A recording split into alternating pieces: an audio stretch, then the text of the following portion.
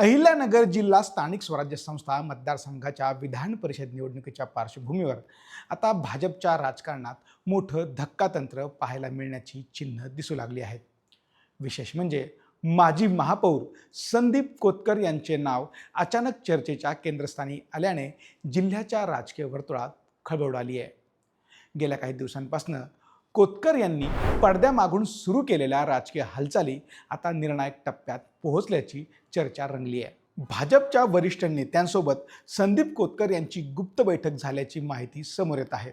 पक्षश्रेष्ठींकडनं हिरवा कंदील मिळाल्यास केंद्रीय संरक्षण मंत्री राजनाथ सिंह यांच्या उपस्थितीत शिर्डीत होणाऱ्या कार्यक्रमात कोतकर यांचा भाजप प्रवेश होण्याची शक्यता व्यक्त केली जात आहे. आणि त्याचमुळे भाजपच्या उमेदवारीच्या समीकरणात अचानक मोठा ट्विस्ट निर्माण झाला आहे. 4 वर्षांपासून रिक्त असलेल्या या विधान परिषद जागेसाठी अनेक दिग्गज इच्छुकांनी मोर्चे बांधणी सुरू केली आहे. दिवंगत माजी आमदार अरुण जगताप यांनी सलग 2 वेळा या मतदारसंघाचं प्रतिनिधित्व केलं होतं.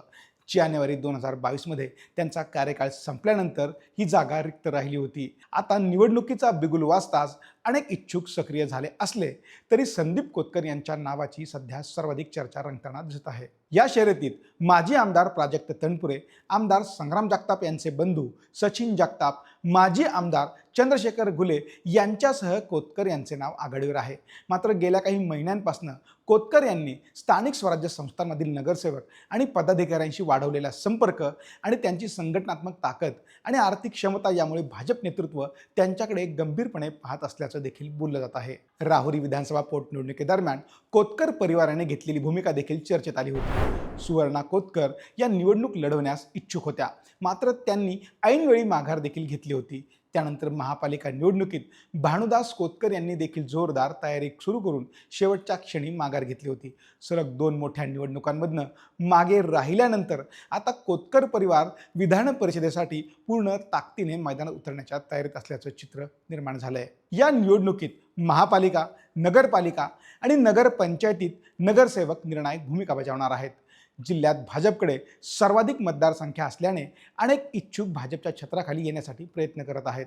अशा परिस्थितीत कोतकर यांचा संभाव्य भाजप प्रवेशाच्या चर्चांना अधिक महत्त्व प्राप्त झालंय. भाजप नेतृत्वाला देखील स्थानिक पातळीवर मतदारांची प्रभावी जुळाजुळ करू शकणारा आणि निवडणुकीत ताकदीनिशी उतरू शकणारा उमेदवार हवा असल्याची चर्चा आहे.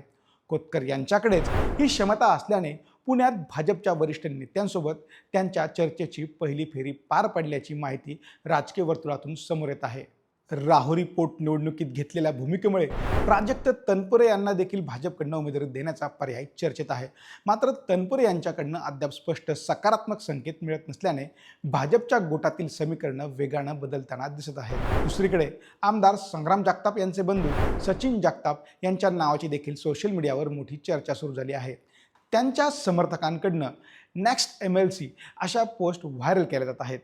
दरम्यान जगताप कुटुंबियांची भूमिका काय राहणार याकडे देखील राजकीय वर्तुळाचं लक्ष लागलंय. या घडामोडींमध्ये आणखी एक महत्त्वाचा धागा म्हणजे आमदार अक्षय कर्डिले आणि संदीप कोतकर यांचे कौटुंबिक नाते.